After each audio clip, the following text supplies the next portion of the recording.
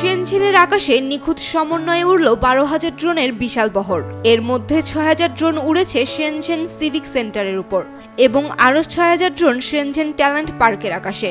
30 minute ব্যাপী এই প্রদর্শনী বিশ্ব রেকর্ড গড়েছে সবচেয়ে বড় সমন্বিত ড্রোন শো হিসেবে। একই সঙ্গে এটি একক ফ্লাইট হিসেবে সবচেয়ে দীর্ঘস্থায়ী ড্রোন শো হিসেবে আগের রেকর্ডকেও দ্বিগুণ করেছে।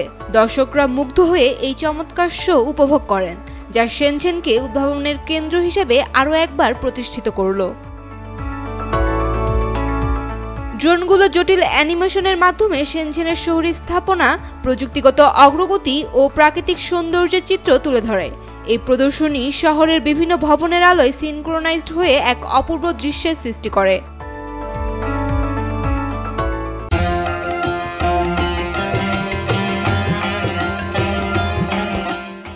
বিশ্ব রেকর্ড গড়ার শেনঝেনের ড্রোন শো শুরু হয় আলোর বিমের মাধ্যমে, যা এক বিশাল স্ক্রলের মতো খুলে গিয়ে উন্মোচন করে পৌরাণিক পাখি পেং এর ছবি, যা শহরের দ্রুত উত্থানের প্রতীক। 12,000-এরও বেশি ড্রোন অংশ নেওয়া এই শোটি হতে পারে বছরের সবচেয়ে বড় প্রদর্শনী।